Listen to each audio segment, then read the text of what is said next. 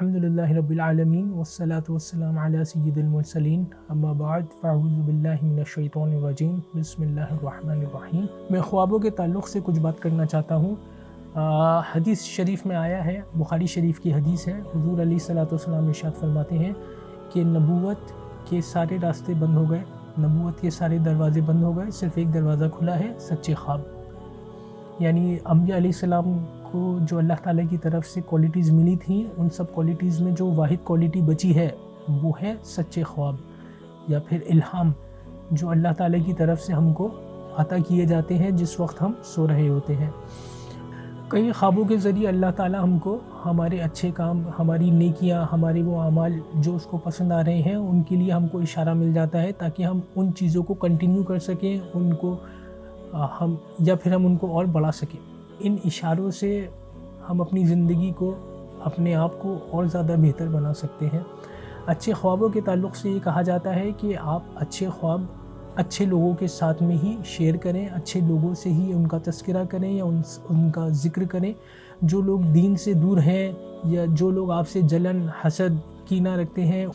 جو برے لوگ ہیں، ان سے اچھے خوابوں کا ذکر نہیں کرنا چاہیے۔ دوسری طریقے کے خواب ہوتے ہیں جو ہم کو شیطان کی طرف سے آتے ہیں، وسوسے بھی ہو سکتے ہیں، لیکن نیند کے دوران میں کئی بار ہم لوگ بہت زیادہ بے چین ہو جاتے ہیں، بہت گھبراہٹ فیل کرتے ہیں، بہت گھبراہٹ محسوس کرتے ہیں، خوف طاری ہو جاتا ہے ہمارے اوپر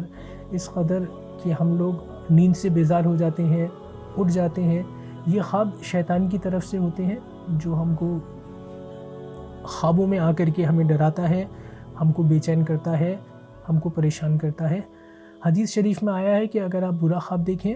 تو اٹھ کے اعوذ باللہ من الشیطان الرجیم پڑھیے، اس کے بعد 3 مرتبہ اپنے لیفٹ بائیں کندھے کے اوپر آپ 3 بار تھوکیے، تھو تھو تھو، مگر لعاب نہیں نکلنا چاہیے، تھوک نہیں نکالنا چاہیے، بس 3 بار آپ ایسے کریے، اعوذ باللہ من الشیطان الرجیم پڑھیے، اس کے بعد کروٹ بدل کے آپ دوبارہ سو جائیے۔ برے خواب کئی بار ہم کو اشارہ بھی دیتے ہیں کہ ہمارے اوپر کسی طریقے کی بری نظر، کالی نظر یا کالا جادو کا، سحر کا کسی نے ہمارے اوپر اثر کروایا ہے، کرنے کی کوشش کری ہے، یا جناتوں کے ذریعے یہ کام کیا جا سکتا ہے۔ ہم کو کچھ بری چیزیں کھلا کے، پلا کے یا ہمارے کھانے میں اس کو ملا کر کے ہمارے ساتھ یہ چیزیں کری جا سکتی ہیں۔ تو کئی بار خوابوں کے ذریعے ہم کو اشارہ مل جاتا ہے کہ ہمارے ساتھ کچھ اچھا کیا جا رہا ہے، یا ہم اچھی زندگی گزار رہے ہیں، یا ہمارے ساتھ کوئی برا کرنے کی کوشش کر رہا ہے۔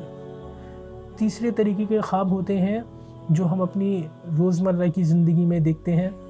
اور رات کو جب ہم سوتے ہیں، جو دن بھر ہم نے سوچا، جو ہمارے دماغ میں خیالات تھے، جو ہم نے کئی بار ٹی وی پہ دیکھا، موبائل پہ ویڈیوز میں دیکھا یا اخبار میں پڑھا، نیوز میں دیکھا، وہی سیم چیزیں سوتے وقت ہماری خواب میں ہم کو دکھائی دیتی ہیں۔ ان خوابوں کی کوئی اہمیت نہیں ہے۔